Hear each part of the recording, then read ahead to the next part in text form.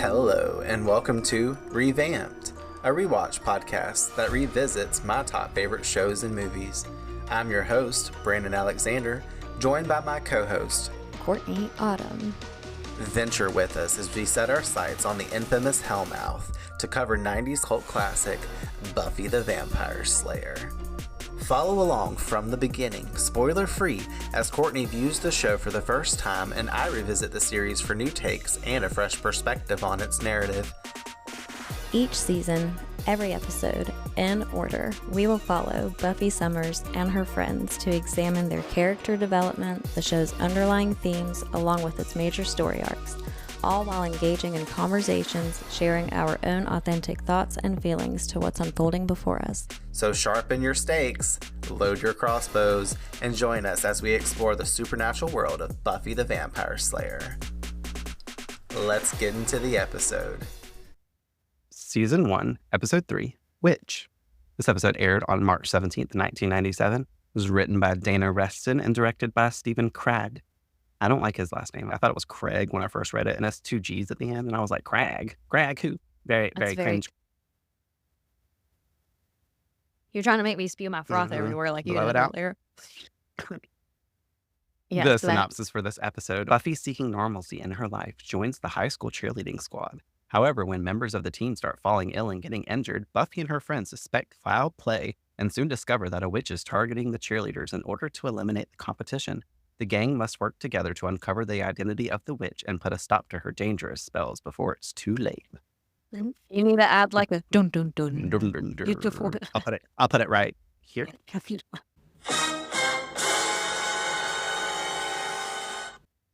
All right, great.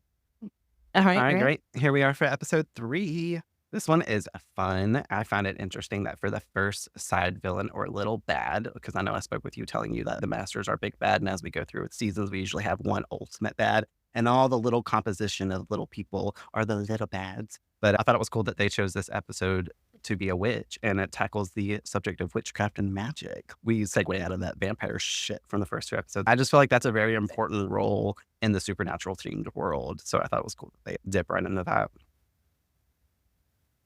For sure. I also appreciated the title because it made me very excited for just the episode to start. I was like, where's this going to go and what's going to happen and why is this the title of the episode? So it just made me all the more excited. Also because I just knew that obviously some sort of, like you said, witchcraft situation would be taking place. And I was like, oh, I just can't wait to see how this was replicated and displayed in the 90s, first off.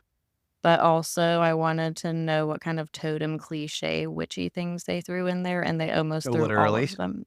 The cauldron.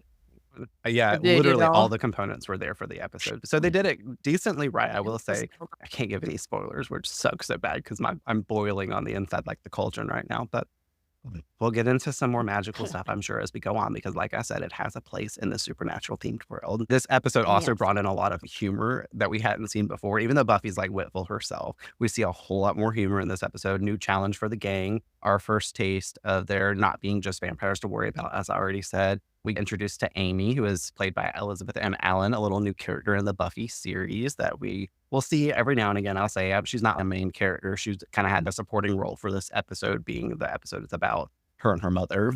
I thought it was cool that we got to see Amy, and we have the whole Freaky Friday style scenario, but with a twist and less Disney than the film, I will say. A lot less. Yes. Not for very Disney. much. Rated R. Rated PGR. PGB. Rated PG Buffy. Just kidding. I'm clipping all that, but I'm not.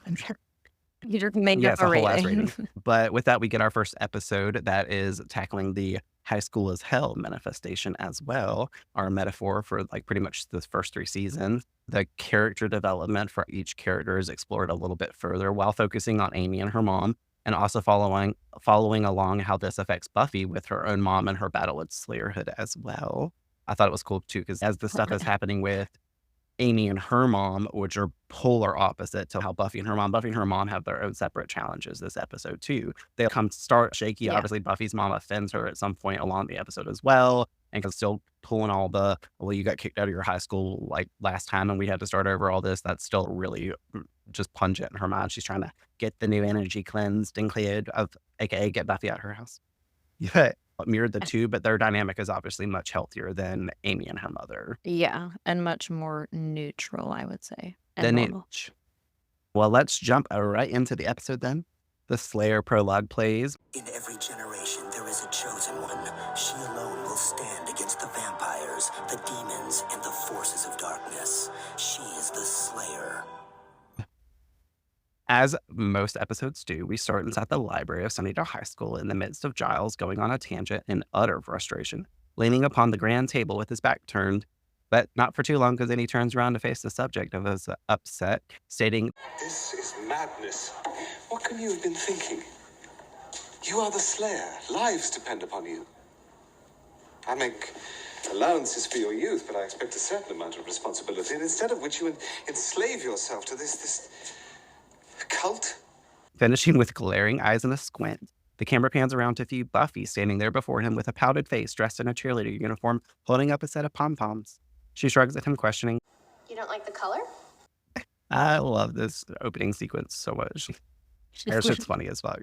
Giles stammers, "I don't. Do you ignore everything I say as a rule?" "No," she quips back. "I believe that's your trick." She hops over in front of him, cheerfully displaying an L pose with her arms, pom-poms wagging in his face. "I told you I'm trying out for the cheerleading squad. You have a sacred birthright, Buffy. You are chosen to destroy vampires, not to wave pom-poms at people. As your watcher, I forbid it," he proclaims. "And you'll be stopping me how?" She offers. Listen, I understand why I'm a rebel, because watching this show my whole life, not only is it natural energy in me, but Buffy really was my original, well, I'm gonna do it anyway teacher, and I'm crediting it to her for why this is my... Yes, I'm like, I still am curious about her zodiac sign because sometimes You know, she's Sarah gotta Michelle be an Gellar's an Aries. Aries. I didn't say that the last time. Her birthday is April 14th. So I think that some Oh, of is the it? Aries energy just comes out. I think that a lot of it still is going to make sense when you finally do find out what her zodiac sign is. If anything, she got an Aries moon, and maybe that's why me and her be like this, you know? Cool. For sure. Yeah, because that's such an Aries response, like you're a rebel Lich. without a cause. Well, Giles goes on to say that he will be trying to appeal to her common sense. If such a creature exists, he jabs, "I will still have time to fight the forces of evil, okay? I just want to have a life, something normal, something safe," she says. I want to point out that Buffy totally rationalizes her need for normalcy, and even though Giles' orders are being swept under the rug, she is trying to show compromise here and to let her do this so that way she can still take charge of her Slayer duties and go along with it. For real, though, why can't she have both? I know. Well, that's why I was like, what is he talking about? I forbid it. Like, Her first watcher. off, who are you? Secondly, I think not. Like, she's at some point, I do feel like, wouldn't it add a contribution of benefit for her to act as normal as possible and not just be the new kid that shows up and doesn't socialize with anybody, stays under the radar, tries to hide in the shadows, doesn't do anything that normal kids are doing, and just that's what she's known for, is like lurking in the shadows and slaying vampires. You Oh, don't they think do. people are gonna catch Because on? everything you just said is 100%. That's my whole point, though. Like, has no other Slayer had a whole ass life? Does this just disregard their whole existence to chosen Yeah. status and the rest of their life falls to the wayside? Questions worth pondering, but I Right. guess that you are the only chosen one and the world does depend on you. Can you actually have a life with this burden and demand to stop constant evil attacks? Like, also, why am I sounding like Carrie Bradshaw writing her column right now? Like, like, You're like, I'm doing an entry. either way, with Buffy saying that she wants something normal and something safe, the wrongest choice of words are uttered as we cut to the dark attic space with dried flowers hanging from the ceiling. Dolls are hanging upside down and a cauldron is bubbling, looking like my coffee froth when foamed incorrectly, but it's got that green substance in it at the room's center. This space looks to be ritualistic, and we see a pendant jingle just before it hovers by hand over the cauldron. A doll that hangs bound at the hands, dressed in a cheerleading uniform of Sunnydale High's colors, is ripped down. We immediately cut to the gymnasium at the school where a sign displays "Welcome to 1996 cheerleading tryouts," as we see a full room of girls doing warm-up flips and stretching while peppy music plays in the background. Panning over to the door opening to the gym, Buffy, Willow, and Xander walk in. "Giles didn't approve, huh?" Willow asks Buffy. Buffy tells her that he totally lost his water, but we haven't seen a vampire in over a week. I'd say he should get a girlfriend if he wasn't so old. Willow assures her that they're behind her and being supportive. Meanwhile, Xander ogles the girls as he walks past. He comments people scoff at things like school spirit, but look at all these girls giving their all like this. They pause momentarily at a girl in full leg split in between two chairs, and Xander's eyes widen and he notates, ooh, stretchy. Nasty appropriated boy, I will say. But, that's a guy for you. Buffy rolls her eyes, as we all do in the moment, and walks off from them while Xander, nearly drooling, gets back on track from his original commentary. Where was I? Willow tells him that he was pretending that seeing scantily clad girls in revealing postures was a spiritual experience. To which he states, who said I was pretending? Obviously, we know this, Xander. Oh, hey, he pulls a piece of jewelry from his pocket. Here's a good luck charm for tryouts, handing it over to Buffy. What's this, she asks. Willow, significantly alarmed, also states, what's that? You see Willow's face. She's like, huh? I didn't get a gift. Where's my gift? Like, what's Xander doing? Like, does he like Buffy? I can't be having this, even though, like, it's already been made apparent. He has a big crush. I had to think for a second, though. I was like, have we actually taken notice to, like, the fact Willow actually likes Xander still? Because I know she said in episode 1 that, like, they dated when they were kids. And then it's alluded to in that way, but I don't think it's described actually until here. But they're putting those little notes out there because we see as the episode goes on that she's a little bit saddened by like the fact that he's not noticing her and he's noticing Buffy. So she noticed that necklace though. Yeah. She said, "What the fuck is that?" She had those alarm bells in her ears ringing. They were like, "Willow." Anyways. Oh, that's sweet, Buffy says to him, reading the silver-plated bracelet, which we can now visibly see. Yours always, she reads out to them. Looking over to Xander curiously, it came that way, really. They all said that, he nervously comments. We see Cordelia approach the three of them, looking at a girl raising her leg above her head while standing. Just look at that Amber, she scoffs, standing by Willow. Who does she think she is, a Laker girl? I heard she turned them down, Willow replies as Cordelia looks disgusted. I'm half surprised that Cordelia even walked over to them to speak to Willow. I'd half expect her to rag on them for even being in the room, let alone for Buffy being at tryouts. Like, is this character growth for Cordelia? Probably not, because she's a sour grape by the end, but Ugh, yeah. I have many notes on Can't wait. Either way, a girl who appears to be leading the tryout hollers out to everyone in the room, okay, listen up. Let's begin with Amber Grove, addressing that if you're not auditioning, to move off the floor. Everyone begins to shift, and we see a blonde girl standing there in a yellow top. Willow calls out to her, Amy, hi. This is where we meet Amy. Calling over to her to sit with the gang, she continues with, I didn't know you wanted to be a cheerleader. You lost a lot of weight. I'm like, why in the 90s was everybody commenting and then think it was okay to talk about someone's weight? Like, but even still, but also how fat was Amy if she lost a lot of weight? I needed a before picture inserted in that. We're not going to create one because that's not cute. Amy confesses that she had to lose all the weight, and Willow introduces her to Buffy, and the two say hello. Oh, how I hate this. Let me count the ways. Amy mumbles to them as dance music begins to pick up, and we all watch as Amber begins her tryout routine. She dances before everyone, doing spins, no-handed cartwheels, as Amy tells Buffy Amber trained with a coach named Benson, and he's the best one that money can buy. Buffy questioning, they have cheerleading coaches? Oh yeah, Amy goes on, I train with my mom 6 hours a day, 3 in the a.m., 3 at night. I cannot get through that series. It's like, you spending that much time with your mother, which Buffy obviously stammers and says, that much quality time with my mom would probably lead to some quality matricide. I did not know what matricide meant, and I had to look it up, and that definition is the killing of one's mother. I was like, well, then I must have been feeling my main point. I feel you, Buffy. They all look back to Amber, who has grabbed a pair of golden pom-poms and is really getting it. Cordelia folds her arms, turns her back to her, doesn't want to watch this at all. She looks away unamused by Amber's apparent talent. As Amber continues to sashay Shantae around, the group begins to notice something is off. Small bouts of smoke begin to sift off from the pom-poms. What the? Buffy states. That girl's on fire, Willow shouts as Cordelia looks over to her, noticing her as her back is still turned, dispelling an ugh. Enough with the hyperbole. Amber drops the palms and her hands go up in literal flames, freaking out, waving them around in shock.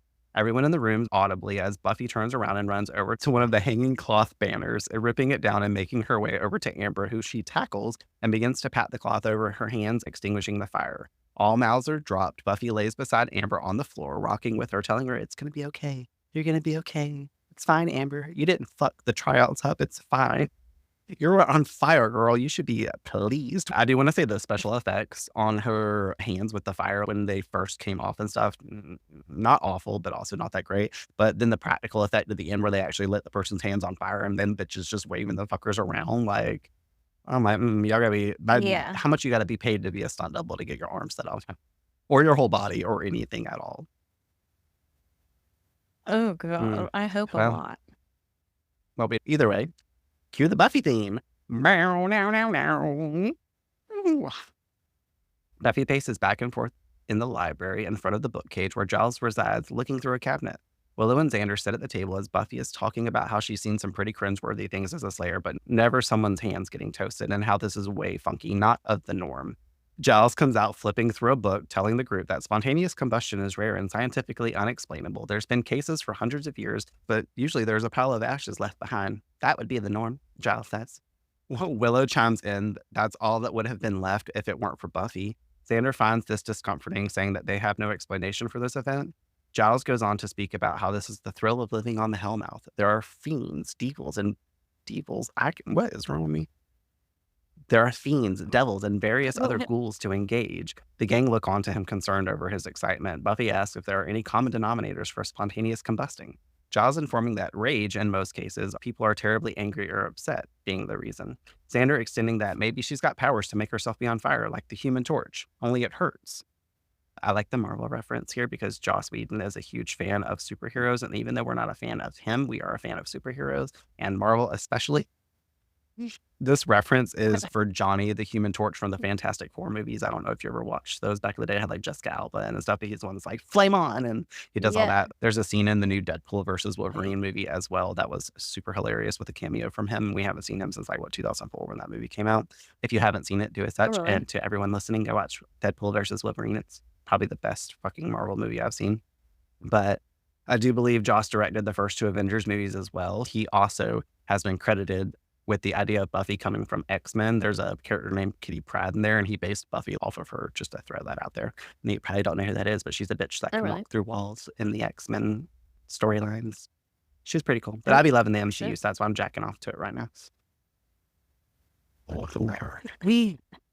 Who needs porn? We got the Marvel universe, aka Buffy. Either way, Buffy thinks she needs to get the skinny on Amber, see if anything like this has happened or occurred with her before. Willow smiles and rejoices gleefully, announcing that means hacking in illegally into the school's computer system. At last, something I can do. Xander and her get it from the table, him saying he'll begin to ask around about her. Buffy telling the two that they don't have to get involved. Xander questions, what do you mean? We're a team. Aren't we a team? Willow giving her iconic statement. Yeah, you're the Slayer and we're like the Slayerettes. I love this quote, which is why you're our Slayerette for this series and why we have Slayerette predictions, because if this quote hadn't happened, you wouldn't be a Slayerette, Courtney. Anyways, Buffy admits that she doesn't like putting the two of them in danger. Xander tells her, I laugh in the face of danger, then I hide until it goes away. Also a common quote remembered from most people along the show. Buffy comes around and agrees to let them assist, and just to stay low-key about it till they know a little bit more information, and in case Amber isn't the cause. Giles tells the group, well, then they will have to determine who or what did, and then deal with it accordingly. We cut to Buffy's home. We're in the kitchen, seeing her mother attempting to pry open a wooden box with a crowbar, visibly struggling as more boxes to open surround her countertop. Buffy walks into the kitchen, arriving home from school, announcing her presence with a, hey. Her mom says hey back and asks about her school day. A reverent joy, she replies, asking what's with all the boxes. It's for the tribal art display. Buffy tells her that they had tryouts today. Her mom, distracted, still trying to get the box open, keeps focused on the box and asks, oh great, how'd it go? Buffy says that she didn't really get to try out. There was an accident, but there was fierce competition. Her mom assures her that she knows that Buffy will do fine and to keep on plugging. I don't know what the fuck that meant. Like plugging what? Her period? I don't know. I'm just thinking about that. She literally says that, to keep on plugging. Like, what? I'm like, I read that in my notes. I'm like, no, that's literally the dialogue. Like, what the fuck is this? Buffy pauses. Hey, Mom, what was I trying out for? Her mom stops, noticing that she has absolutely no idea. Some activity. And then she apologizes, saying that she's distracted and how she's got a lot of inventory to go through here. And it's her gallery's first major show. She gives up on the box, tossing aside the crowbar, frustrating, telling Buffy, you know, it might not physically kill you to give me a hand here. As she begins to write on some papers, Buffy walks right over to that nailed shut box, slaps a couple of fingers on it, and slips that lid like right off with no problem. I was like, okay, Slayer, come through. I like the scene though. It's like not as fun to talk about, but like watching it and like you see Joyce with the fucking crowbar, like literally like a sweat pouring down her face, crying even. And then she's like, you can help me, bitch. And then Buffy walks over there and literally does nothing. And like that thing's nailed shut. Probably like 20 fucking screws and shit, nailing that shit. And she's just, I know. I was like, eerie. Jar. But listen, Buffy's strength, man, literally 2 damn fingers on an entirely nailed shut top, and that shit lifts with such ease. Slay, quite literally. By the way, it was cheerleading, she says. Her mother, taking no notice to this display of her strength, joyfully says, "Oh, good, I'm glad you're taking that up again. It will keep you out of trouble." Buffy declaring that she's not in any trouble, and her mother casually replying pessimistically, "No, not yet." I'm like, there we go, Joyce. Fuck off. Either way, Buffy looks down, and her mother finally looks up, noticing the tone change, adding that she just means she stopped cheerleading just before the trouble started, so it's good that she's going back. Letting out an "oh dear" at the fertility statue that she's looking at in the box, and how Buffy doesn't need to see it. Buffy takes this opportunity to tell her mother about Amy and how her and her mother train for hours a day, and how it sounds like her mom is pretty into it. Her mother gathering things and walking out the kitchen, telling Buffy that it sounds like her mother doesn't have a lot to do. Buffy doesn't heed her mother's warning and looks into the crate, and then lets out a "Jeepers," along with a plagued face. Jeepers Creepers, your favorite movie. So says Mare. Exactly. Yeah. Jeepers Creepers, where'd you get them peepers? Anyways, Buffy's plugging. The next day at school, we're back in the gym as the cheer captain conducting tryouts paces the front of the girls, saying that despite the events of the day prior, they still have to pick new cheerleaders. If they make the team, they'll find their names posted in the quad after lunch, and how they'll be starting with group performance. A group of 6 girls, 3 of which are Buffy, Amy, and Cordelia, are seen chanting a rehearsed cheer and choreographed moves. This shit. Sunnydale, we never fail, we never fail. Jump and shoot, swish and score, the other team is such a bore. Do you love it? The moves ending with them doing a cartwheel forward. Amy loses her balance and crashes into Cordelia in front of her, knocking the 2 of them down. Cordelia gets up, moving her hair away from her face, declaring, You saw that, right? That wasn't me. You saw that, right? looking back at Amy again and then looking back at the captain. Right? Like, Cordelia, calm the fuck down. Everybody watched that. We even watched it. We know that was not your fault. Amy just sucks, which is the main problem, which doesn't make any sense based on later. I don't know how her, I can't get my body to move like hers. This is the fun commentary. We cut to the hallway after tryouts. Amy stares longingly at the case containing awards and trophies. Buffy approaches from behind her. Amy smiles and points to it, saying, "That's my mom." Buffy looks and we see a picture of Amy's mom in cheer attire posing with her pom-poms back in her heyday. Catherine Madison. "Get down with your bad self," Buffy expresses. We love it. All right, great. Amy goes on telling her that her mom's nickname was Catherine the Great, and she led a whole team to the Tri-County Champions, and no one's ever done that since, or before. And we get a shot of a gold medal cheer girl trophy in the case beside her picture, continuing that her mom and dad were homecoming king and queen and got married right after graduation. Buffy accounting that sounds romantic. Amy shits on her dad, saying, well, he was a big loser, never made money, and ran off with Miss Trailer Trash when she was 12. I was like, oh, shit, that's not like my life. Oh, damn, know, right? Fucking David. Anyways, but for real, Buffy declaring that makes it less romantic, but relates because her parents are also separated. What a drag, huh? Amy replies, going on about how he left her mom with nothing and how she put herself through cosmetology school. I was like, oh snap, Amy's mom's a hairdresser? I did not pick that up before. But either way, she put herself through cosmetology school and bought her everything that she ever wanted while never gaining a single pound. Buffy, sensing Amy is idolizing her mother a bit too much, speaks up saying she sounds really great, but that doesn't mean she has to lock step as far as cheerleading goes. Amy gets upset and says, but she was the best, and I can't get my body to move like hers, and how she choked and tried out so bad. Buffy tries to assure her that she did just fine. Amy tailing off to go get changed just as Willow comes up to them trying to say, hey. Willow asks Buffy, is Amy okay? And Buffy informs her that she's wigging about her mom. Getting the wiggins. The big cheer queen from way back when.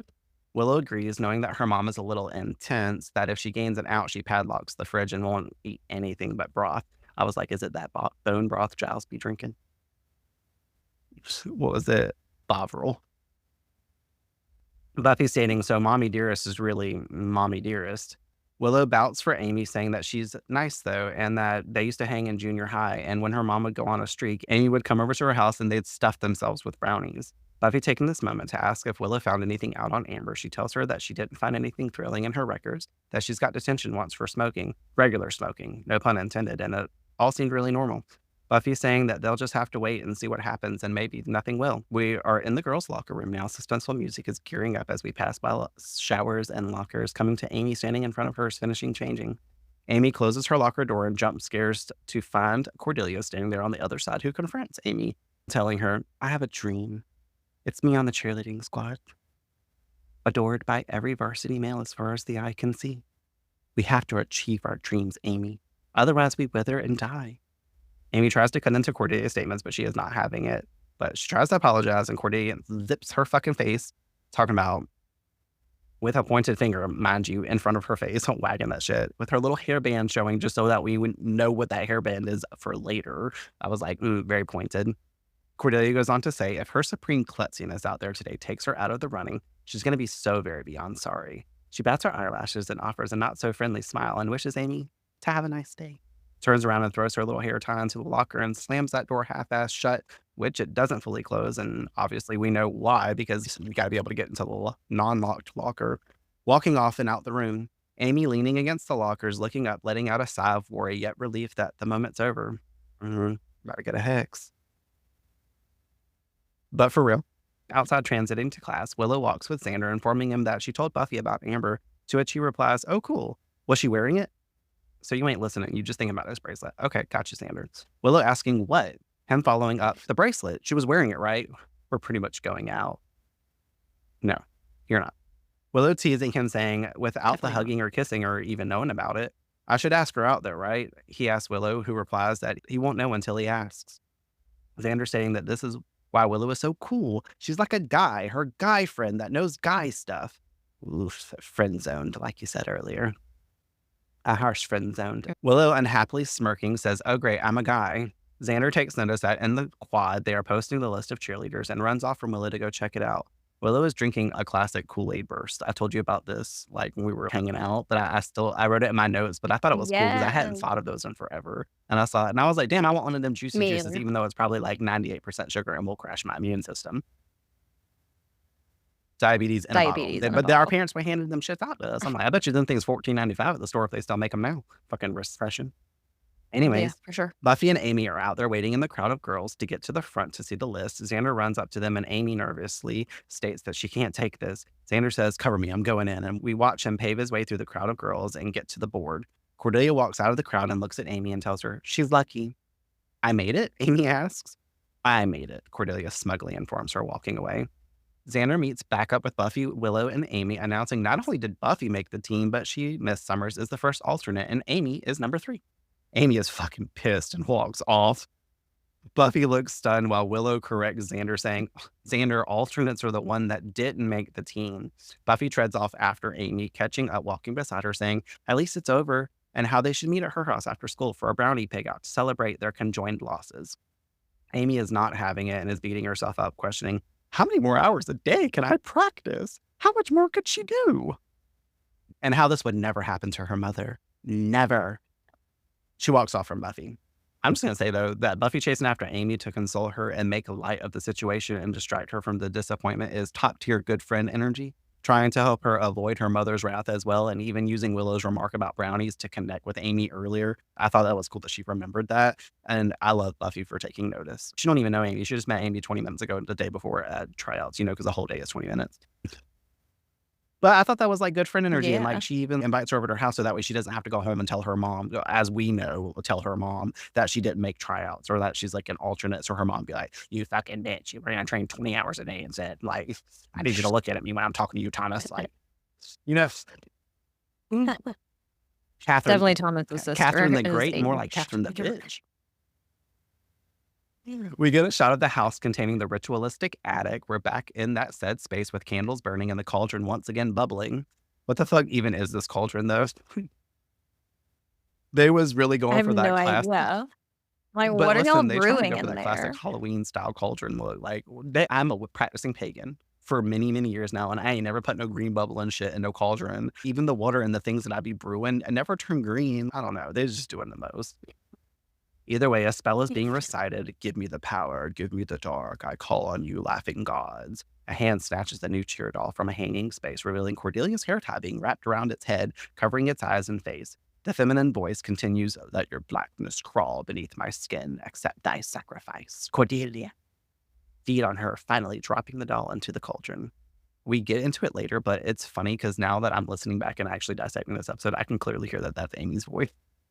I listened to it obviously a second time to write my script out and like notes from the episode, and I was like, what the fuck? I was like, or I guess we didn't know Amy before, so nobody watching it for the first time would pay attention. But I was like, every time going forward, I'm like, I already know it's That is Amy, but you know, true. it's Amy. I guess maybe that was like a good undertone thing. If you're really paying attention or if you're really already onto something, then this will kind of confirm. Confirms. You Catherine the know. bitch. It's going to be my quote the whole episode. It was all of a sudden. Either way, it's the next morning and Buffy's in her kitchen retrieving a bagel from the toaster oven. Yum, bagels for breakfast. Just Yum. kidding. Love them. As we know. Her mom enters with her yearbook showing Buffy pictures of herself. Buffy looks at it while her mom pours some coffee, stating that she's accepted that her mom has had sex, but not that she had fair hair. Fair faucet, for anybody that doesn't know what fair hair means. That means it's flipped and rolled back and looks all cutesy like it's from the 70s. AKA not the look, but AKA what my mom still does. Her mom corrects her that it was Gidget hair, and don't they teach her anything in history? Her mom goes on to say how she was thinking since cheerleading didn't work out, maybe Buffy should join the yearbook staff, and she had a lot of fun doing it, so she knows that as editor, she got to be on many pages, making her look more popular than she actually was. Buffy exclaims that it doesn't sound of interest to her, and that she should see the kids that work on the yearbooks, because they all look goofy as fuck, I guess, back in the day. All the geeks with their fucking pants zipped up to their neck and shit. I don't know. I didn't work on the yearbooks. Her mom is greatly offended at this because she wore her pants zipped up to her neck and snaps at Buffy saying some of her best times in school were working on the yearbook. Buffy, heading to leave for school, stops in the doorframe to say, well, this just in, I'm not you. I'm into my own thing. And she said that super friendly, but her mom is feeling catty in this fucking moment and extends that whatever her thing is got her kicked out from her old school and they had to move here to find a decent school that would take her ass. Buffy is hurt by her statement, grabs her backpack, and storms out of the kitchen upset. Her mom calling out to her with a, honey. The front door shuts and her saying to herself, ugh, great parenting form. Little shaky on the dismount, taking notice that didn't play so well, feeling badly. I want to note that I like how Buffy speaks up to her mom and tells her that I'm not you, I'm my own person. Something I noticed I recited a lot, literally all of growing up. Like I literally said the same statement all the damn time to my parents, and it went right in their ear and right out the other. They didn't even look at me. I was like, y'all need to look at me and acknowledge me when I was speaking to you. But then they looked at me and they said, shut up, Thomas. So I was like, okay, whatever. But also, who's Thomas? Because my name's Brandon. This is the fun part. I love it. I like your face. You're giggling. But either way, she's always throwing Buffy's burdens of the past back out there at her. Like I said earlier, fuck, let it go. That is just like typical though. Like I feel like that is definitely what I experienced the most from, especially the male side of things and my parenting. And I'm just like, really? How is it proper to parent by Grudges, holding things over your unhealed head? problems. Yeah. I'm like, it seems to me like you're the only one who still has a mountain to climb. Get over yourself. I get it though. I mean, but let it rest. You're putting Buffy down and not giving her the potential to prove herself again, because literally you keep bringing this up and Buffy's trying her actual hardest to prove herself to you. And I will say at least her mom realizes she made Buffy feel bad and later tries to apologize for it. Awareness is key. Great. Not Buffy's mom the bitch, it's Catherine the bitch. It can be Anyways, we arrive at school and our first shot is of Cordelia exiting a class into the hall, staring blankly as she walks forward as if hypnotized, passing by Willow and Xander at their lockers. Xander calls out to her, Cordelia, you haven't even said anything mean to me all day. Is it something I've done? Her ignoring him entirely, commenting to Willow, notice how she has no clue that I'm even a mammal, much less a human being. Willow notices. Xander going on about how he's just an invisible man and how it's a blessing in this case for Cordelia, but a curse in the case of Buffy. You're not invisible to Buffy, Willow tries to reason. Xander decides that he should take Willow's advice and stop beating around the bush. He needs to be a man and ask her out. They notice Buffy coming down the hall, declaring he's going to do it now. But then he starts freaking out, grabbing Willow and begging her to ask her out for him. I remember doing that with friends, being like, can you go give him this note? Or like not doing it myself, which would be way more bolder and attractive. But no, I'm going to send my friend over there to say, hey, my friend likes you. Apparently, but yeah, snapping himself out of it, knowing he has to do it. Buffy continues down the hall, seeing Cordelia at a locker, trying to open it and looking concerned. Buffy, Xander calls out, would you like to? Buffy keeps looking back at Cordelia, stops his sentence, saying, is that even Cordelia's locker? He keeps trying to ask her out. Her paying no attention still tells him we can pick up this conversation later. and walks off to follow after Cordelia, sensing something is up. Xander and Willow watch her walk off while Xander makes a missile crashing and exploding sound in reference to his failure. Wash. Because that was the sound. Out in the courtyard, Buffy tells Cordelia down, who is headed to in-school driver's training. Arriving, the teacher sarcastically spouting, "Nice of you to join us, Cordelia. How hopefully the group of students and him didn't keep her waiting and how it's her turn to drive." Oh, Lord. Here we go. This is the whole moment. He ushers for the students to get in and buckle up. Cordelia's still pacing over the car in a daze, saying that she doesn't want to drive today. He should have listened to her because he declares at this moment that she's already flunked driver's ed twice. At this point, you just need to not give this bitch a license. She need to get it when she's 21 or something. And how she needs, or never. And how she needs to step it up or she'll be taking the bus to college. They get in and he starts telling Cordelia to check the mirror, the brakes. She does none of this. He tells her to start the engine, to which she does. Got it.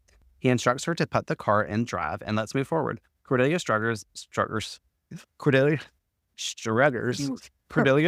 and we can see the dashboard looks hazy and unfocused from her point of view. She pushes on the gas and they go racing backwards, screams being let out. She puts the car in the next gear to move forward. Good job, Cordelia. Him freaking out as she races through the school lot, hitting all the pylon cones she's supposed to be maneuvering in between and out of as a guided trail. She hits signs and other items as he yells, "Brakes, brakes." Buffy appears and sees the car driving wild in the lot. She goes, "Oh, that must be Cordelia," and begins to run toward it. Cordelia crashes through a fence, lining the school, tearing it down, and entering into the street, nearly hitting another vehicle moving down the road. She opens up the car door, stepping out in the middle of the road, holding onto her eyes, as we see a delivery truck coming right towards her. UPS is wilding right here, I'm just saying.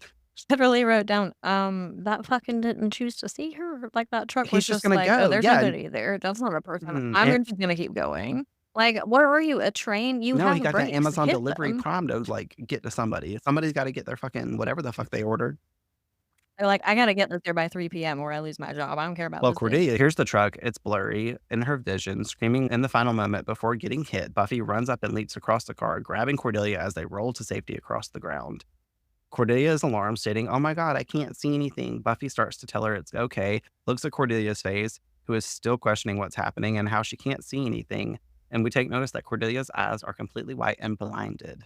Once again, Buffy taking notice and sensing when something's wrong, because she followed Cordelia all the way out there from the hallway because she noticed that Cordelia was not acting on point like she usually does, or insulting her as well. She should have been walking by Buffy being like, "What's up, freak?" Like anything. I don't know. But I thought it was interesting because she listens to her gut. And if she hadn't have, what the fuck was going to happen to Cordelia had Buffy have not been there at that moment? Squamped. Cordelia about to get eaten by a vampire in episode 2. Cordelia about to get hit by a UPS driver trying to deliver Amazon Prime in episode 3. What the fuck is going to happen to Cordelia in episode 4? Like, goddamn. Also to point out, because I know we keep talking about this goddamn truck. This truck does not even stop, and it goes full force the whole time. Slams even into the student driver car door and rips it shut. I must stop talking about this UPS driver. I love his commitment to death. Like, we don't want to see Cordelia die, no matter how much of a bitch she is already. Like, Well, what do you mean his commitment to jail? Because why the fuck did no one pull him over? I'm like, he damn near squished somebody. And then he ripped off a car door, and not just any car door, but a car door of his driver's ed car. Like, what the fuck? And you're not gonna at least show us or indicate that the cops are going after this man? he's driving in a fucking school zone too. Like, ain't everything flashing 25 miles per hour when you in within that fucking zone of a school right outside the gate? Rage Against UPS. Well, we cut to the library and we hear witchcraft when we should be hearing UPS man sucks. Blinding your enemy to disorient your enemies. It's classic, Giles exclaims to the gang as we're now back in the library, as I just stated. Vampires now witches? No wonder you can still afford a house in Sunnydale, Xander adds. Giles asks aloud, Why should someone want to harm Cordelia? Willow putting it out there. Maybe because they met her? The shade. Giles looks over at her astonished. Did I say that? She smirks. And setting Amber ablaze, Giles ponders. Yeah, those guys don't hang, Xander tells them. They're both cheerleaders, Buffy putting the pieces together in her mind. Someone doesn't like cheerleading? Giles asks her, or likes it a little too much, Buffy tells him. Willow, catching up with Buffy's thoughts, immediately looks at her saying, Amy. Buffy meeting eyes with Willow. Amy. She's desperate to get on that team, and I've got a feeling that she'd do just about anything to make her mom's dream come true. Giles, trying to get up to speed, asks, let me get this right. This witch is casting horrible and disfiguring spells so that she could become a cheerleader. Buffy clues him in that she thinks he's underestimating the amount of pressure a parent can put on you. If you're not a picture-perfect carbon copy of them, they tend to wig. Here we go with the wig again. Yeah. Every other sentence, Buffy says wig. Willow tells Giles cheerleading was kind of her mom's last hurrah. Xander starts to tell the group that they should stop her, grab her, and Giles cuts him off, saying that they should be sure that she's the witch first, since she's capable of doing some rather unpleasant things. Buffy, trying to set a game plan, stands up and starts, okay, you're in high school. You're desperate to make the team, and please, oh my God, Courtney, my eyes are literally going blurry. What's happening? And Cordelia, I'm trying to get my Cordelia. I'm turning into Cordelia. Buffy, trying to set a game plan, stands up and starts. Okay, so you're in high school. You're desperate to make the team and please your mom. What's the first thing you do? Check out the books on witchcraft, Willow states as she gets up to go over to the computer. In this motion, Xander grows alarmed and he starts stammering, no, you don't want to leave a paper trail. That's the last thing you'd want to do. Forget that idea. Willow following up that it'll just take a minute as she begins to search the library database. We don't have a minute, Xander standing up trying to stop them. Cheerleaders are in danger. Buffy's in danger. We got to get you out since you're the next alternate, grabbing at Buffy to leave the scene with him. Xander, Willow says, that's Sumter. We're from the South. I'm dead. I can't. It sometimes just comes out. I hate the twang. Xander, Willow says with pursed lips. She begins to read from the monitor. Witches, historic roots to modern practice. Checked out by Alexander Harris. Buffy smiling, reading over her shoulder, the next one down. The Pagan Rites. Checked out by Alexander. All right, it's not what you think, Xander says, stuffing his hands into his pants pockets and biting his bottom lip. You like to look at the semi-nude engravings, Willow, knowing already exactly what the fuck is wrong with Xander? Oh, well, I guess it is what you think. This is hilarious. I probably would have done the same thing back in the day, by the way. Same with like biology books or anatomy. I was always flipping to the male page to look at the penis. Me at a younger age was unhinged. You know you did it too. That's what science books are for. Oh. It's before I can get on the internet and look at porn. 1,000%. Literally Before before the the internet. internet. I was having to look at fucking anatomical penises in books. We're checking out anatomy books from the Or library. checking out books on witchcraft. I'm having a flashback to like 6th grade. I even liked the books on historical Egypt because they usually had like engravings and stuff with people, you know, like topless and shit or like doing weird shit like ripping brains out and whatnot. Like I liked weird stuff. That's Like, how I got my oh, horror back in boobs. 6th grade before I could watch scary movies. Either way, Giles fumbling through a book, asking the group if they are finished, saying that this book on witchcraft has a test for a witch that calls for ingredients such as quicksilver, aquafortis. Willow recognizing these by their scientific names, saying that they can be found in the science lab. Giles adds that they will also need some of the subject's hair and some eye of newt. And if a spell has been cast in the last 48 hours, then the witch's skin will turn blue. He closes the book, proud of himself. We join the gang in science class, where they happen to be dissecting frogs. Did you ever do this in school? We didn't dissect anything. Yeah. Except our like mental self. I can't remember. Pretty sure I dissected. Yeah, I guess it was biology. It was whatever I had in 7th. I think I did it in 7th It was supposed to be grade, middle actually. It was school. middle Like school. I would assume most people did it. I didn't do it. I'm like, was Sumter just? Did you go to like middle school in Sumter? I went to middle school here. I actually Nixon's went to the going same to now. middle You school did that say that Nixon's before. going to. Yeah, I'm out Yeah. going off on a tangent about fucking like dissecting frogs, but it's literally clicking in my head. I did never Like, not why ever didn't do I that. get I to mean, do I thought that, about it. dude? Obviously, it pops up in pop culture a lot. Apparently, everybody had this experience, and we never had it. So I guess our school couldn't afford to do stuff like that. But I ain't gonna hate on it because I think at middle school, I would have not wanted to cut open a frog. Like my high school self probably would have like, been more interested in doing something like that. I would have just sucked it up and did it, but I wouldn't have wanted to. Yeah, I think it was too young for me to really be interested. You know what I mean? Like I just thought it was gross. I would almost rather do it now as an adult where I actually like The reason and understand more about purpose like and organs and the body and just like knowing what things look like. I don't know, and not being grossed out by it because that was my first reflex emotion all toward it. right, I was like, great. "What?" I'm about to get you a cadaver of the frog for your birthday next year. So you can study frog All anatomy right, for no what? reason. Hey, listen, before I forget, I do for my birthday want to find one of those like break rooms where you just go in there and Girl, you can we break go do that shit. Like they give together? you like Oh my God, Yeah, that's what yes. I'm saying. I feel I like they think we gotta should have do it something like together. that between do they have that in Colombia at all? I don't they 100% gotta have The something here. only good one I found is temporarily closed, so I feel like Charleston would We be the just about to better go to the option, thrift store and buy honestly. like 8 mirrors for $1 each and picture frames. We're about to We're go about out to there drive to and move the China. dead rabbit's foot or whatever it was from in front of your garage, and we're about to go in there and put all the things in there, and we'll just be out there smashing shit. And then your neighbors will be like, "What the fuck?" I'm like, oh shit, these people are We losing should their probably get fucking back into mind. science class, but we're back in science class because me and Courtney are off our tangent, and we're dissecting frogs, as I never did. And their teacher instructs them on how to perform their cuts and which chemicals to be mixing together. Xander tries to remove the frog's eyes, but can't do it because he's mean. Willow easily grabs it and just plucks the eyes right out and drops it into the beaker filled with fluids. "I have newt," she says. Buffy walks over to Amy in class, asking her for help, lousily, might I add, and identifying which fluids are which. Amy telling her, they're labeled, bitch. I was like, all right, great. Like, my bad. Sorry. "Read the bottles," Buffy says, acting aloof and dumbfounded, using this opportunity to fake drop her pen to the floor, kneeling down to pick it up, reaching over into Amy's bag, conveniently unzipped, and grabbing some of her hair from a brush that resides in it, balling it up in her hand and standing back up to face Amy, who is just staring at her, offering a slight smile. Amy watched her do that shit.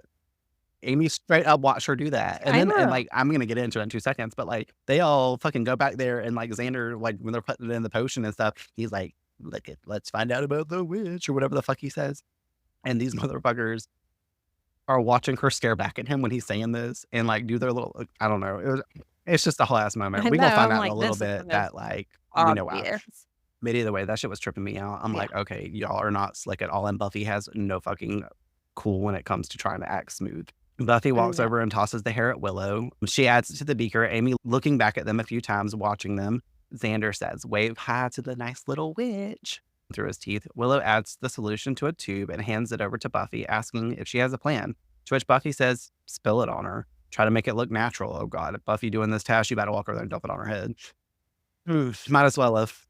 Let's Right on sling her it right in her face. face. Be like, "Here's your blue juice. Here's your Gatorade. Here's Willow. Here's the rest of Willow's Kool-Aid from earlier. But it's blueberry flavored." Buffy walks towards Amy and not so naturally just dumps it on her arm, turning blue in the process. Her and Amy meet eyes and both look shocked. We start to hear faint muffled sounds at a nearby table. The teacher exclaims, "Oh my God." As we look over, a girl is freaking out because her mouth is missing. No lips and she cannot speak. Amy looking just as alarmed as everyone else. We cut to the hallway where Xander says, "Did you see? Amy was freaked out as the rest of us. So it's not her," Willow replies. Buffy telling them, "But the test was positive. She's our Sabrina. I just don't think she realizes what she's doing." "Well, should we talk to her?" Willow questions. "I think we should talk to her mother," Buffy says. "See if she knows what she's created." Also, Buffy's quote, "She's our Sabrina," is a reference to the series and movie Sabrina the Teenage Witch, starring Melissa Joan Hart, the best 90s show ever, aka not really because it's Buffy, but that's a little nod to that show. It's now after school, and we get a shot of Amy entering the home we've been seeing that the house's attic resides in with that lovely cauldron. She walks down the driveway path and up into the house, stopping at the bottom of the staircase before going up. We hear a TV playing in another room and she calls out into the home, "Where are you?" We see her mom nervously shut off the TV, get up and run over to Amy. "Another productive day in front of the TV?" Amy asks smartassedly. "I have a history report due tomorrow." Taking off her backpack and tossing it over towards her mom. "Write it." I wish I could have done that, my mom. Write my shit, bitch. Either way, she demands this, and "I should be on that team by now," she says, drawing her hand up by her chin, holding on to something, continuing. But instead, Miss Buffy and friends are sneaking around stealing bits of my hair. Her hand opens and the bracelet Xander gave to Buffy dangles down from her fingers. I wonder if Buffy didn't shut her locker all the way in. That's how she got that shit. Because clearly she got that shit without them taking notice, but she'd been watching it the whole time in science class. Like, I don't get it. "I'll be upstairs," she informs her mom, turning to walk up. The next morning, we get a shot of Buffy's messy-ass bedroom, cutting across it and looking at her laying in her bed. Her alarm clock starts to ring. Buffy, slinging a hand over on top of it, stops it by accidentally smashing it to pieces and it falling apart. "Oops," she smirks, getting up to start the day. We see Buffy entering the kitchen in cheer uniform, extra peppy as she sings out loud, "Macho, macho man, I want to be a macho man." Her mom makes a fresh orange juice for Buffy, taking a glass from her mom and downing it immediately. Her mother taking notice that Buffy is in a good mood. Buffy saying that she is. She's on the squad, which is great because she feels like cheering and leading others to do the same is a good thing. Following it up with the second glass of juice that her mom is clearly making for herself. Her mom is smearing a bagel with jam. Okay, I gotta halt right the fuck here. Jam. Where's the cream cheese?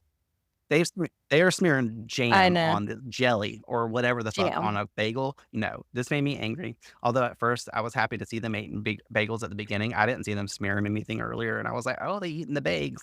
They fucking it right on up. That is not how you're supposed to be eating a bagel at all. Anyways, her mom starts to bring up the incident between them yesterday, but Buffy cuts her off, stating that she doesn't even need to worry about it. It's so yesterday and how she wasn't even wrong. She did get kicked out of school. She's just wacky that way. Her mom tries to butt in, saying that she still wants her to know. Buffy again cutting her off, telling her that she doesn't get it. And believe me, you don't want it. There are just some things about being a vampire slayer that the older generation, her mom stops with her breakfast and says, being a what? Oh, it's a long story, Buffy tells her. Her mom looks at her and says, Buffy, are you feeling well? Resting a hand on her shoulder, taking extra notice to Buffy's different personality that honestly we're all taking notice to. Oh, I'm fine. What, I can't be in a good mood? New house rule? She begins to bob her head again. She dances out. Just fine, cause I'm a macho man. I want to be a macho man. And she grabs her shit and leaves for school. In the gym, we see the cheer squad rehearsing a dance routine to some music. Buffy is even more pumped up than she was earlier. Turn up the music, she calls out. She's over-exaggerating every move that they are doing, accidentally stepping onto the other head cheerleader's foot, who shouts out to get it together, Buffy. We've got a game in less than 4 hours. This is a small thing to note, but I had not ever noticed before. I guess Buffy don't have her whole cheer uniform yet, and every other one of these bitches' shoes was white, and Buffy's wearing some black Adidas. I was like, Buffy, your mom can't help you pay for some cheer clothes. What's happening?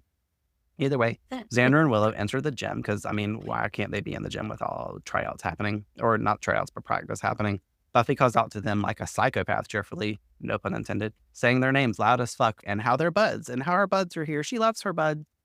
Now everyone is staring at her. She resumes form with the squad. Xander leans ahead over to Willow, saying to her, is it me or is Buffy a bit looped? Realizing she's not herself, we better get her out of there, Willow tells them as they continue to watch the squad dance, all the girls one by one doing a move where they flip out of the other one's arms. This moment. We see the head cheerleader do a cartwheel, and Buffy places her hands on her to mimic her form, sending her flying across the room with her strength and crashing into a wall forcefully. Hurt somebody, Xander finishes. I'll say it again. Buffy is strong. She just tossed that bitch like a ragdoll. Buffy runs over to the girl, saying, did I do that? The head cheerleader stands up, pushing Buffy backwards, saying that she's so out of here and off the team. Xander trying to vouch for her, saying it's not her fault. She's on medication. The girl looks to them, stating that she's obviously not on enough. Looking around, saying, who's our next alternate? Turning around to see Amy, conveniently standing there in a fucking cheerleader uniform. I bet she got on white shoes. Amy, you just made cheerleader. Amy, how obvious did you have to make it that you were already waiting for this to happen? Like, you're just standing there waiting for this? Was she like hiding behind the bleachers or something? No one in this episode is good at Well, Amy was up until this moment. Like I said, she got the bracelet and is obviously casting all these spells and nobody's finding out anything. That's but like, true. as soon as she turned around, she's just standing there smiling. Okay, whatever. I also read that Buffy's kicked off the team and I'm so shocked, but I'm not. No, you don't want her. She's a woman. Xander covers her face before she can lash out her words, saying, A wise choice indeed. him and Willow backing away with her as Buffy continues to wail through his hand with muffled words. Out in the hall, Buffy is a bit loopy. She's a rookie. I just got kicked off the team, didn't I? Almost at this point appearing drunk, Xander tries to reconcile her feelings by saying he doesn't think it's her fault, as she looks at him telling him, I know you don't. That's because you're my friend. You're my Xander-shaped friend. Do you have any idea why I love you so? Willow trying to say that they need to get her to a Xander pointing out over stating that Buffy needs to like speak at this moment and Willow needs to shut the fuck up as he's clearly liking where this is headed. Well, I'll tell you, Buffy continues bouncing around. You're not like other boys at all. Well, You are totally and completely one of the girls. I'm that comfy with him. that's great. She states, smacking him playfully on the cheek a couple of times, looking over at Willow, who is grinning so big. Like, that bitch is like, haha, motherfucker. I never watched Willow's face before, but Willow has the cutest face. But this is also instant karma for Xander because of what he said to Willow a little bit earlier about being a guy. So, haha, no wonder Willow happy in this moment. They start to walk down the hall, Buffy babbling on. Any other guy would give me a bracelet. They want to date me and be like, whoa. She stops, looking down at the ground, gaining dizziness and low energy all of a sudden. I don't feel so good, she says as she starts to collapse. Willow saying her name worriedly. We cut to the library. Willow is telling Giles, we got to get her to a hospital. They can't help her, he informs. She's doomed, just like we all are, with the Earth. This is a bloodstone vengeance spell, he clarifies, kneeling down, taking Buffy's BPM with his hand on her wrist. It hits the body hard like a quart of alcohol and then eradicates the immune system. How does Giles just know this? Like, I guess he studied it. I don't fucking know. It's convenient, though, as everything else in this episode. We might as well change the name of this episode from Witch to Convenient. Just saying. Xander asks, vengeance spell? Like she's trying to get even with Buffy? Willow placing a cool wet rag over Buffy's forehead. Buffy says to him, because she knows I know she's a witch. Giles looking to his watch, saying that the others just wanted out of the running, but she intends to kill. Buffy finishes. Damn, like, murder? She go from hurting these cheerleaders to get them out of the running. Is she over here trying to straight up kill Buffy? Buffy pissed her to fuck off with this whole magic shit. She is really upset. She just said, no, these other girls, that's why she deserves to be in prison like she is later on. This bitch is psychotic. Willow questions how much time they have, Giles truthfully stating a few hours at the most. Xander wonders how they can reverse the spell. Giles informs them that he's been researching it and can reverse all the spells if they can get their hands on Amy's spellbook. Willow asking what if they can't. Giles telling her that the only way other than that is to cut the witch's head off, which Xander raises a hand in okayness. Like, let's do that. Buffy feels bad for Amy and states that she's only became a witch to survive her mother, asking Giles where she would be casting her spells. Giles saying it would be in a sacred space where she'd be able to keep her tools, her home, Buffy figures, and starts to ask for help getting up to head that way. Buffy tells Xander and Willow to stay behind while they go and keep an eye on Amy, also making sure that they watch the science lab because they'll need it to cast their counter spells. We see Giles' gray car pull up to Amy's house, and Buffy and him exit and knock at the front door. Buffy is looking just as gray as his car, thickly even. She really is, though. This bitch is looking bad. As they knock on the door, her mom is seen inside sitting on the couch eating, sets her items down and fumbles over to the door opening it, asking, who are you? Catching herself, is something wrong? Based on how much knocking was occurring. Miss Madison, we need to talk to you about your daughter, Giles begins. I'm not allowed. You'll have to come back later, she states, trying to shut the door. Excuse me. Giles stops the door and enters the house, helping Buffy inside. No, your daughter is meddling with something very dangerous. Are you aware of that? He sits Buffy down on the couch Miss Madison had been sitting on previously. No, I don't know what you're talking about, she extends. Giles doubting that seriously. Nervous, she says, you've got to go. She's going to be home soon. And Giles draws up a finger to her face. This girl is very sick. Now you will shut up and listen to me. Your daughter has access to very powerful magics, and somehow your obsession with cheerleading. Ms. Madison scoffs in disgust, saying, I don't care about cheerleading. Catching herself again, she goes, it's not my fault she's doing stuff. Buffy looks over at the coffee table, noticing a plate full of brownies hiding underneath it. Giles goes on, as her mother, you should assume some responsibility for her actions. She laughs again, nervous at him. Yeah, well, kids today, she catches her breath. She's out of her mind. Ever since her dad left, I can't control her. Giles questions, you're afraid of her. We see Buffy get up, putting pieces together once again in her mind, and she calls out to Miss Madison, saying curiously, Amy? She looks over at Buffy immediately in horror. Are you Amy? Giles stating that he doesn't understand. She switched. She switched your bodies, didn't she? Buffy says. Once again, good job, Buffy. I cannot. This is Buffy's 75th time in 3 episodes displaying a talent for her awareness. Noticing right away the situation, I am just in awe for this girl. I do love a good body swap, by the way, scenario, but this is a bit more aggressive than Jamie Lee and Lindsay Lohan. 100%. Good Lord, Giles mutters. Buffy continues to say she wanted to relive her glory days. Amy in her mom's body says to them, she said I was wasting my youth. So she took it. We go on an imaginary commercial break, and then we come back, and we go on to see them sitting in the living room where Amy gives them the backstory. Hui, you need to shut up before I have to switch bodies with you and then kill myself. My cat's meowing in the background, you guys. I hope you enjoyed Hui. She's wanted to be a part of the podcast today and also die. Just kidding. I'm not going to kill my cat. She just needs to hush. I'm going to pull out her tongue and then use it in a cauldron of bubbling green goo. This is fun content for the pod. I hope everybody enjoys it, honestly, because I am. Anyways, they're all sitting around and she's giving the backstory about how she didn't know anything about her powers and how when her dad was there, they'd fight and she'd hear her dad call her a witch. I just thought that he meant, but oh God, when he left, I wanted to go with him so bad, but she wouldn't even let me call him. Her voice is shaken. She continues that her mom would lock herself upstairs for days, and she was always coming down on her and telling her that she doesn't deserve to have it so easy, and how she didn't know how hard it was to be her. And well, I guess she showed me, on the verge of tears. Buffy grabs her hand, comforts her. Amy is going to be okay, she assures.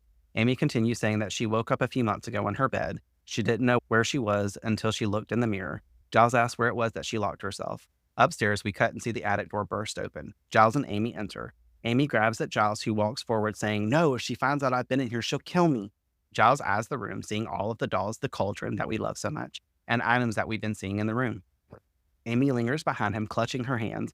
Giles tells her that he believes that he can reverse all of her mother's spells, Amy joyfully saying, "Oh, you could. You really could." He says that they just need to find her books, specifically the volumes that she'd be using for casting. He sees a chest, moves over to open it, telling Amy to collect the dolls hanging that are adorning all the girls' belongings that she used in her castings. He opens the trunk and a black cat jumps out from it, scaring the shit out of him. And I'm just going to say a black cat is obviously the staple for a witch, but I don't understand why the cat was locked in the box. Nope. I literally said that. I was like, "What? But why does she have the cat locked in a trunk? Like, you want that cat to Like die?" @𝐴𝐻𝑒w over here in 2 seconds. @𝐴𝐻𝑒w, if you don't be quiet, we're going to be locked in a box. I'm like, "You're gonna lock it in there with your precious book? That's Where what is I'm it saying. gonna She use the shit on her bathroom?" fucking books, just like Giles shit in his pants when that thing scared him. Like, no. I But love he over here taking talking about black. nice kitty. Let's see what you're guarding. It's guarding the fact that it's got no patience being locked in a fucking box all day. That cat must be in there with some good music talking about like a black cat with a black backpack full of fireworks. Gonna burn the city down right now. Every time I say black cat, I think of that song, just saying. He grabs the book knowing that just has to be it. They rushed back downstairs to Buffy, who is looking even worse on the couch. She is a darker shade of gray than that card that we mentioned earlier. She asks if he found anything. Giles affirms and collects her, picking up and telling Amy that she's coming with them to the school. In the gym, pep music plays and we see basketball players running in and the cheerleaders performing for the crowd, where Xander and Willow watch Amy's body, say Amy's body now because we now know they've swapped, who is having the time of her life. Catherine is over here being so great. Giles, Buffy, and Amy enter the science lab. He lays Buffy on one of the desks, assuring Buffy that he's going to stop this. He promised her, taking off his jacket and supporting Buffy's head with it. We get Buffy's point of view, looking at Giles, who appears distorted and his words sound wonky. She closes her eyes just as he says, "You just hang on."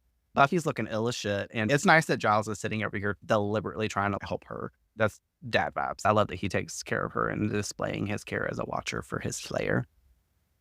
Amy asks, "How is she?" And Giles says that they only have a few minutes left. As the cheerleaders cheer, "Go, Sunnydale, go. Go, Sunnydale, go," over and over, we get a shot of Amy's mom smiling and taking it all in. We cut back to the science lab, and Amy slices Frog's eyes out in disgust as Giles says, "Here we go," over a misty bowl of fluid. He starts to chant words, some in English, some in Latin. "Hear me," he calls out. We see Catherine cheering again, only this time she looks sly to the crowd and starts to blink, and we get flashes in her mind of her seeing the science lab, her books, and the frog, apparently seeing through her body's eyes what is looking at as we flash back to Amy and her mom's body having the same reaction, saying it's working. But as Catherine stands atop a pyramid of girls, she gets the flashes again, seeing the lab and Buffy laying on the table, this causing her to lose her balance and fall to the ground, knocking down all the girls in the pyramid. The head cheerleader saying, after they've fallen, "Amy, what's your problem?" And Catherine striking a nasty glare at her. Disturbing, vengeful music begins to play. She looks at the crowd and takes off out of the gym. "She's coming," we see Amy say, "in her mother's body," because I keep getting confused with this. As Catherine exits the gym doors, Willow is on the outside of the hall waiting for her and shouts, "Amy, get out of my way," Catherine the Great says to her. Wait, I need to talk to you," Willow continues. "I can help you." "Help me? With what?" Catherine inquires. Well, with all your witchcraft." She's distracting her as we see Xander sneaking up behind Amy's body. "I know this really good cauldron." And Do you actually ride a broom? my quote for the episode, I must say. Xander's almost to her. Catherine senses that he's behind her, turns and clutches her fist to Xander, who grabs his throat and chokes, passing out onto the ground. "Xander," Willow yells out. Catherine turns back to her and punches her square in the face. To the ground she goes. I'm like, damn, Willow getting punched. They playing this episode. She got to get to that science lab. Giles is in there still chanting and creating magic. She tugs on the door, but it's locked. Catherine sees an axe encased in the wall and smashes it out with the glass and begins hacking at the door. After a few swings, she breaks through to reach the door and opens it, entering and heading right to Buffy with the axe. Raises it up over Buffy and attempts to strike her as Giles screams, "Release!" completing the spell. We get multiple flashes of light and zapping noises, and then Amy blinks. Back in her body, takes in the room. Buffy sits up, looking a bit healthier and looking at her. Buffy and Amy call out each other's name, acknowledging it has worked. When Catherine attacks Buffy, knocking her to the ground. This bitch came out of nowhere. Giles attempting to charge her, she telekinetically shoves a desk at him, knocking him back into the ground. This is our first time also seeing Giles get knocked unconscious, because this is going to be a theme throughout the whole show. We don't count how many times Giles gets knocked unconscious, because that it's his vibe. Standing up, Amy looks at her mom and then back at her. You little brat, Catherine calls out. Mom, please, Amy cries, holding the axe out in front of her for protection as her mom summons it from her hands and into hers. I love how I'll stick my arm out like I'm summoning, like I'm Thor. Nobody can see me, and I'm out here looking at my camera and talking to me. Either way, she summons it from Amy into her own arms and says, "How dare you raise a hand to your mother? I gave you birth. I gave up my life so you could drive that worthless carcass around and call it living. You've never been anything but trouble. I'm going to put you where you can't make trouble again." Thinking that she's won, Buffy stands up behind her saying, "Guess what?" She whips around to face Buffy as Buffy states, Guess what? I feel better. and delivers a whopping punch to Catherine, sending her across the room flying like everybody else on this show, breaking into some glasses. "That body was mine," Catherine gets up, calling out. "Oh, grow up," Buffy sasses back, Catherine raising a hand to Buffy, moving her backwards and slamming into a wall. As Buffy stands back up, regaining her composure, Catherine is seen taking a stance, summoning her power. Her eyes turn pure black. I shall look upon my enemy. I shall look upon her, and the dark place will have her soul. Glowing orbs start to appear around Catherine, whipping around her in a circular formation and channeling into her palms. She directs the energy at Buffy, shouting, "Korseth, take her!" as purple light races towards Buffy. Buffy looks up and sees a mirror is propped up above her, and Roundhouse kicks its lever, releasing it to fall down, reflecting the spell back to Catherine, showering her in the purple light as she screams, trying to block it with her hands, her and the light disappearing after moments. I don't know if you noticed, but this is in the opening credits, so the thing, it shows her screaming like, "Ah!" whenever it does a little scream in the intro music. Oh, Just, yeah. Also pointing out another good use of Buffy and her environment. Buffy always taking notice of looking around and finding something in the room. Buffy looks around the room. She's gone. Amy lets out a sigh, and Giles awakens from being passed out, saying, "Well, that was interesting." Buffy asks if they are both okay. Giles says that he assumes all the spells were reversed and that it was his first casting. He may have got it wrong. Buffy tells him he saved her life. He's a god. There you go, Courtney. He's a god. He is. Giles is a god.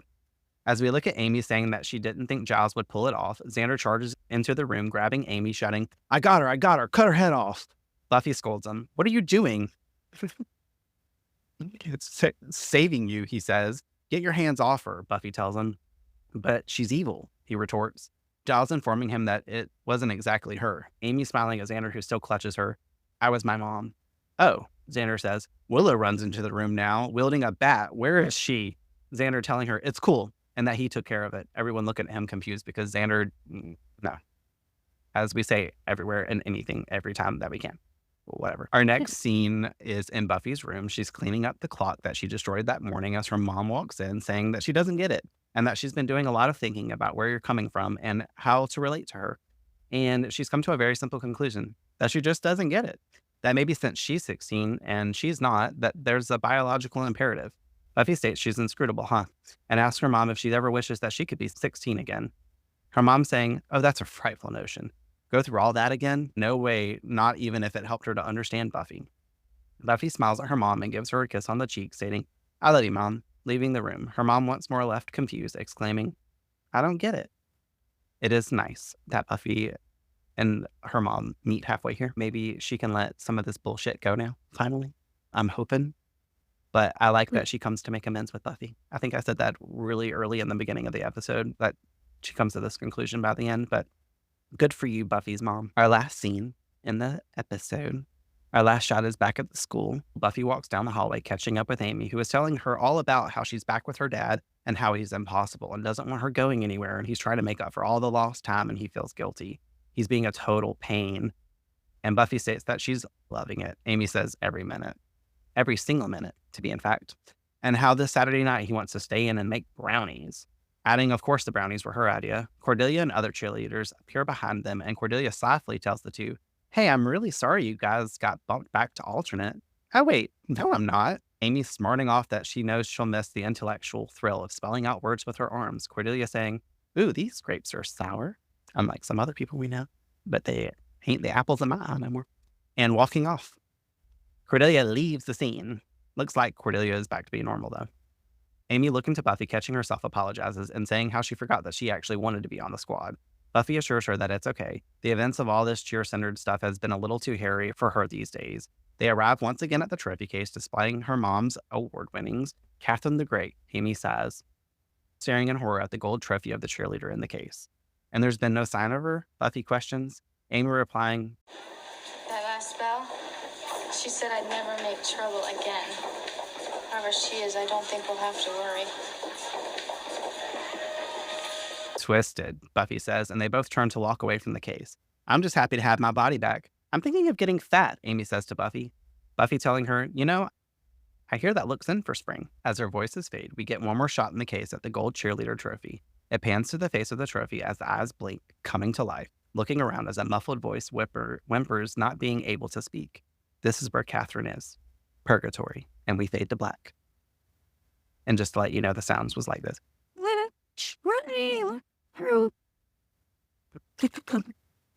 Well, this episode You are I did doing that. because, you know, people's mouths be disappearing. People be up in trophy cases where they can't speak. The way Amy was looking at the statue when they were first standing there, when she was like looking terrified, I think that she noticed the eyes was moving and knows that her mom was in there. It's cool that we get a shot of Amy's mom being trapped here. This was clever of the writers to end it this way, and a cool reveal. That's her punishment. Catherine, the not so great, we'll call her now, because, you know, you stuck in a trophy. But now you can spend your purgatory getting stared at by passerbyers and be in the spotlight permanently, just like you wanted. So what are your thoughts on the episode? Final conclusives. I love this episode. I have a feeling it'll probably be one of my favorite episodes of the season. Hopefully I don't say that too prematurely, but that's just my vibe at this moment. And not just because it's like a witch thing, because like you, I love a good like body swap scenario. If you weren't already onto it, it could have probably seemed like a oh shit moment where you're like, oh, well, now everything fucking makes sense. You know, this bitch is crazy for a reason. But I do love the element of all the like cliche witchery stuff, like I said, because they threw the cauldron and the voodoo doll and the spell book and the black cat and all the things in there were like there. So that was great. And yeah, I just really enjoyed it. Nice. I had fun with this one. Not that I haven't with the I mean, other we're ones, only on but this episode one was 3, so really it's not nice. like you have too much, like you said, conduce your whole things from. Yeah. But I wasn't trying to say the other 2 episodes weren't fun for me because they were. This one just took a different energy. I do want to dive into our metaphor analysis, since metaphor is a huge underlying message for each episode in the show. For anyone listening as well that don't know the metaphor for the episode, I want to state that my metaphors come from a blend of our own perspectives, because you'll be speaking on this as well if you have anything to add, and have also been sourced from Mark Field's book, Buffy the Vampire Slayer, Myth, Metaphor, and Morality. To first point out, this episode begins a 3-year run of overall satire and metaphor that high school is hell, and how the issues of adolescence manifest as quite literal horrors for the gang. For the first few seasons, the episode make fun of these stereotypes for high school life, as Witch does here with cheerleading. To secondly point out, the episode's title is not The Witch, as many people seem to screw up. I ain't even gonna lie. I was on Instagram earlier and I saw a post on there with a caption and said The Witch, and I commented on it. I was like, it's just Witch. It's just Witch, which is why I'm pointing this out here. It's just Witch, because it's a play on words. It's a pun. Witch, being W-I-T-C-H and W-H-I-C-H, as in, which is it, Amy or her mother? In fact, concluding that also her mother is a literal witch casting spells to harm the squad. The bad guys in our episodes are typically a metaphor, and Catherine Madison's metaphor, like vampires, is frozen in time. They don't age or grow up, especially in mindset, as we see here with her. She's an adult but wants to remain reliving her glory days since her life didn't pan out as she expected. So she reassumes the role of teenager by using magic to steal her daughter's body and replace Amy and hers in order to recapture her lost youth. Now, in doing so, we are presented all across the episode in dialogue between Buffy and her own mother, and how it mirrors what we think is Amy trying her hardest to achieve what her mother was, Catherine the Great, seemingly to impress her, and follows in her footsteps. We are given the impression in the beginning, before the reveal, that Amy will do anything to match up to her mom, but it is due to the pressure that her mom is putting on her to be just as great. That mirrored image of her. Now with Buffy, her mom suggests she join the high school yearbook editing team, to which Buffy declares that's not what she's into and how she doesn't want to follow in her footsteps. Buffy also mentions in the library to Giles and the gang, I don't think you realize the pressure parentals can put on you for being a carbon copy of them. This opening up a deeper theme and metaphor for this episode entirely, parental peer pressure. Parents don't often see their child as having their own existence and want their kid to be just like them, especially if they themselves were successful. But they can have too wild of an expectation that doesn't match up to the reality that each human has their own mind and journey to unfold, and as they see fit, and will mold them to become who they want to be. They are not to be a replica of their parents. We see this happen with the dad who wants his son to be the star athlete just like he was, or attend the school college that he went to, or work in the same business, or even take over his own one day. Or like the mom who wants their daughter to be the pageant queen she once was, or marry and have children like she did, et cetera, just to give like some examples of following in parental footsteps. But Buffy does great in telling her own mother that she won't stand for that, and having her own identity is important, and we see a good version of this energy play out overall between those two in the end. Showing the season's theme, though, a bigger metaphor for acceptance play out in a little way here, where it will play out more majorly throughout the season. To close off our metaphor for Catherine, she is her own end. Buffy doesn't kill her, no. She shouts, grow up, and shows Catherine her own reflection, which causes her spell to backfire, and then traps her forever in the statue of the cheerleader. In short, Catherine is a cautionary tale describing the pitfall on the path to adulthood, and namely getting older without leaving childish things behind, thus adding also the metaphors we discussed in episodes 1 and 2 for growing up. Was a metaphor for like never getting out of a certain mindset and all that. Reading into that a little bit differently, because like watching the show, honestly, I've always watched it for more of the element of the show itself, just like sitting and escaping for the hour and liking what's going on and the fight sequences and all the things that are happening. But sitting back now and really, really assessing it, it opens my mind to like the stuff that they were slipping in here in the writer's room to put messages out there and put metaphors so that way people can heal and deal. And I think that's why I resonate with Buffy so much too, as we go through the series with all the other metaphors that they have in it. You can really resonate with them and be like, oh, this makes me feel a little bit better, because I'm sure people watching this back in the day, or even still to this day, might resonate heavily with this because they might have a parent that comes down on them, and it might make them feel a little less pressured or something, or be like, oh, I'm gonna be like Buffy, I ain't gonna give no fucks, I'm gonna be me. I do want to ask you, what do you think of the introduction of Amy? I did question if this was going to be someone who regularly appears or not. I do like the fact that she threw in this very other side that they haven't covered yet, as far as like your typical teenage experience is concerned, because of the parental pressure, because there are kids that we all knew in school that were like steady trying to stay on the honor roll, or steady trying to like, be on the cheerleading squad, the football team, and their motive was their parent.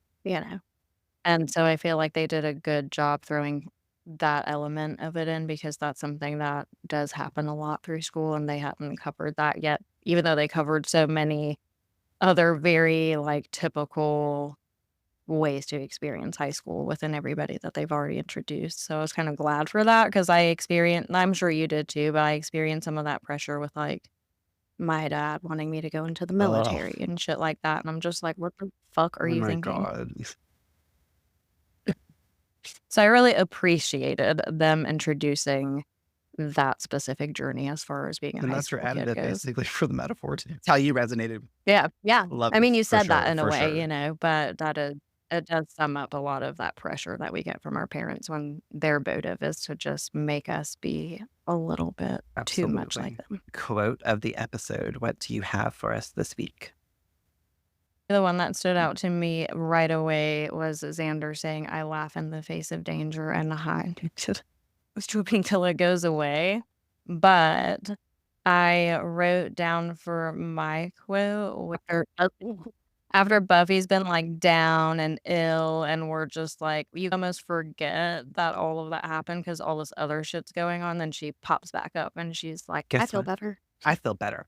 Punch. Bam, bitch. My quote for this was whenever Willow's like, and do you actually ride a broom? That was like my second up, actually, but I was just wanted to bring that up again. But I love at the beginning whenever Giles is going on that tangent, and specifically the line, "You enslave yourself to this cult." And then we turn around, it's Buffy in a cheerleader uniform. He's calling it a cult. It's a fucking cheerleading squad, Giles. Chill the fuck out. But Giles is growing. This rewatch, I will say it's funny. I'm taking notice to Giles in a different way. I feel like Giles is consistent in my mind nowadays with doing this pod. The quotes that he says and how he's totally got that smartassery too. You would expect him to just be more intellectual and always just feeding them the knowledge and the stuff that he has. But he quips right along with them. He's like starting to match the energy, basically, is I guess my point that I'm making now. Yeah. So I love that for Giles, because Giles is growing as a person too. He's not being such like a maybe prude or stick in the mud energy that he was in the first couple of episodes.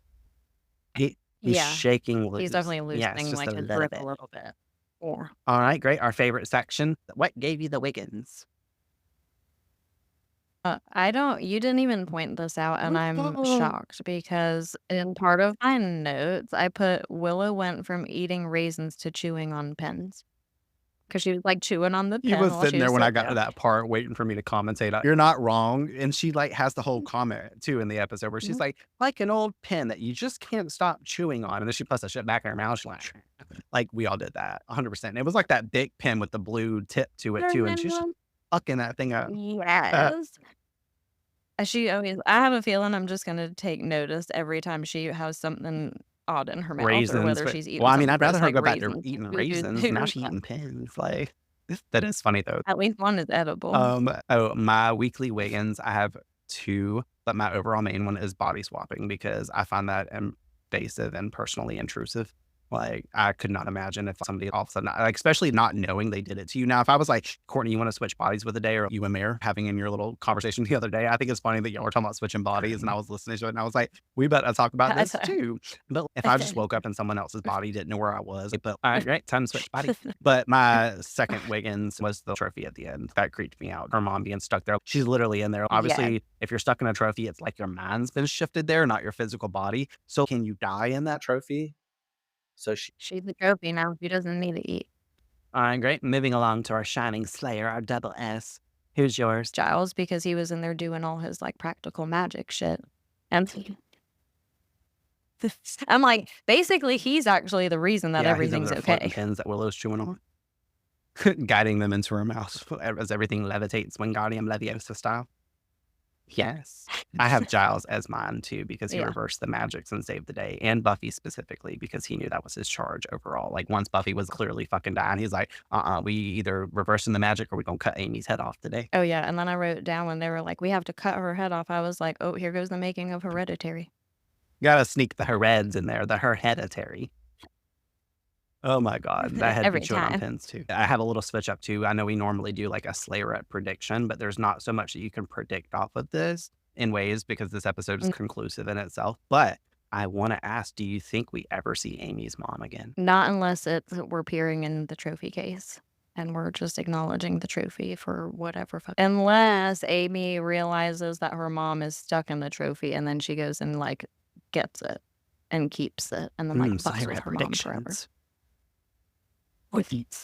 I know, right? That's a good one. But either way, write in, guys, and let us know what you thought of the episode. Let us know if you think we'll ever see Amy's mom again. Most of you probably know if we will or if we won't. But how does this episode rank across season 1 for you, and how you feel about the metaphors presented to us in it? Did you have a Shining Slayer, and what gave you guys the weekly Wiggins? Because as always, we want to know and we want to discuss. We'll catch you guys next week as we get into episode 4, Teacher's Pet. I'm super excited for that episode. It's one of my favorites. I used to hate it because it's a filler episode. Like, I know you've seen it, obviously, because we're going to be recording it soon. But those are like the 2 episodes that really aren't based. Like, we don't even see the Master in it. Oh my God, did we didn't You see didn't realize the that, master in this one, did Until I we? said it. Yeah, the Master No, I is didn't literally realize not that. in I didn't Witch realize or in Teacher's Pet at all. I don't think at all. I'm pretty sure not at all. He's mentioned. He's the only one. You know, in Teacher's Oh, Pet. you for know. the Yeah, I don't even think I giant realized that bugs. until now. Anyway, we will catch you guys in the next episode. But until that time comes, you guys keep on being macho, because I'm a macho man. I want to be a macho man. Macho man.